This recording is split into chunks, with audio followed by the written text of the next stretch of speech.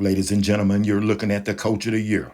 The coach of the year in college football, Coach Deion Prime Time Sanders. We all remember Coach Prime from his playing days in the National Football League. Coach Prime was one of the most electrifying football players that the game has ever seen. He would return punts. He would shut the field down on the cornerback side. He would do whatever. But he's out in Colorado now, coaching the Colorado Buffaloes, and they're 5-2.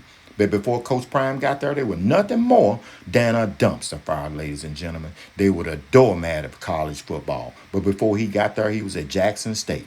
And he turned their program around. But when he left, they didn't like it. Truth be told, they were nothing more than a dumpster fire, too.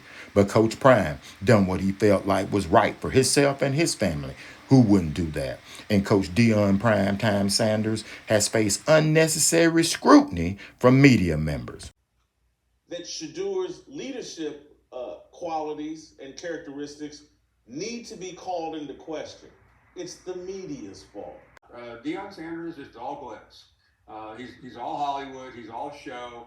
And if you take away all the bootlickers around him from RG3 on down, what does he have? He's got two or three or maybe four sensational players and a revolving door that showed up last night.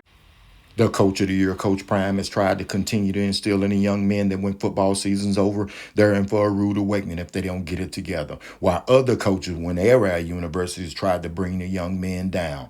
And Coach Prime doesn't get credit for opening up the young men with children bank accounts. Oh, no, that's not talked about. But the other coaches, bringing the young men down, trying to turn them down.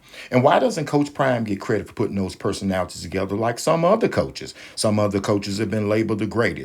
While we know that Coach Prime has different personalities on his team that he has to deal with. Yeah, they don't like that swagger. And who would not like the fact that a man would bring in the greatest of all time to train his kid? But there's one man, Nick Saban. Nick Saban brought in coaches, ladies and gentlemen, the Kirby Smarts of the world, the Steve Sarkisians, and gave them a chance when they needed a chance to propel them in the coaching world. But not Coach Prime. Coach Prime is shunned on when he gave Warren Sapp a Hall of Famer a chance. And T.O. out there with him. And they talk about him when they have people on the sideline like Hall of Famers. They don't want to talk about Matthew McConaughey at Texas. And Nick Saban. Nick Saban continues to be his biggest supporter. That's why I love Nick Saban.